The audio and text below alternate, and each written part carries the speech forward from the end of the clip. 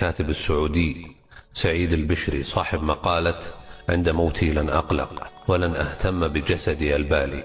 بالله ركزوا على الكلام في آخر المقالة لعلها تكون عظة وعبرة للناس اللي نفوسهم ضعيفة يرون الدنيا وينسون الآخرة. فيكمل ويقول: فإخواني من المسلمين سيقومون باللازم، وهو يجردونني من ملابسي، يغسلونني، يكفنونني، يخرجونني من بيتي، يذهبون بي لمسكني الجديد وهو القبر، وسيأتي الكثير لتشييع جنازتي، بل سيلغي الكثير منهم أعماله ومواعيده لأجل دفني، وقد يكون الكثير منهم لم يفكر في نصيحتي يوما من الأيام. أشيائي سيتم التخلص منها، مفاتيحي، كتبي، حقيبتي، أحذيتي، ملابسي، وهكذا.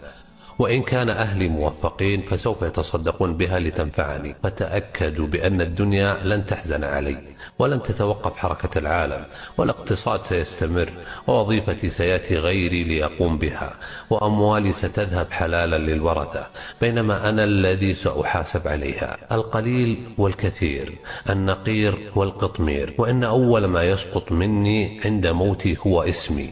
لذلك عندما أموت سيقولون عني: أين الجثة؟ ولن ينادوني باسمي. وعندما يريدون الصلاة علي سيقولون: أحضروا الجنازة، ولن ينادوني باسمي. وعندما يشرعون بدفني سيقولون: قربوا الميت، ولن يذكروا اسمي. لذلك لن يغرني نسبي ولا قبيلتي، ولن يغرني منصبي ولا شهرتي. فما أتفه هذه الدنيا، وما أعظم ما نحن مقبلون عليه. فيا أيها الحي الآن، اعلم أن الحزن عليك سيكون على 3 أنواع. الناس الذين سيعرفونك سطحيا سيقولون: مسكين. أصدقائك سيحزنون ساعات أو أيام ثم يعودون إلى حديثهم بل وضحكهم. 3 الحزن العميق في البيت، سيحزن أهلك أسبوعا، أسبوعين، شهرا، شهرين، أو حتى سنة، وبعدها سيضعونك في إرشيف الذكريات. انتهت قصتك بين الناس، وبدأت قصتك الحقيقية وهي الآخرة. لقد زال عنك الجمال والمال والصحة والولد، فارقت الدور والقصور والزوج، ولم يبقى معك إلا عملك، وبدأت الحياة الحقيقية. والسؤال هنا: ماذا أعددت لقبرك وآخرتك من الآن؟ هذه حقيقة تحتاج إلى تأمل.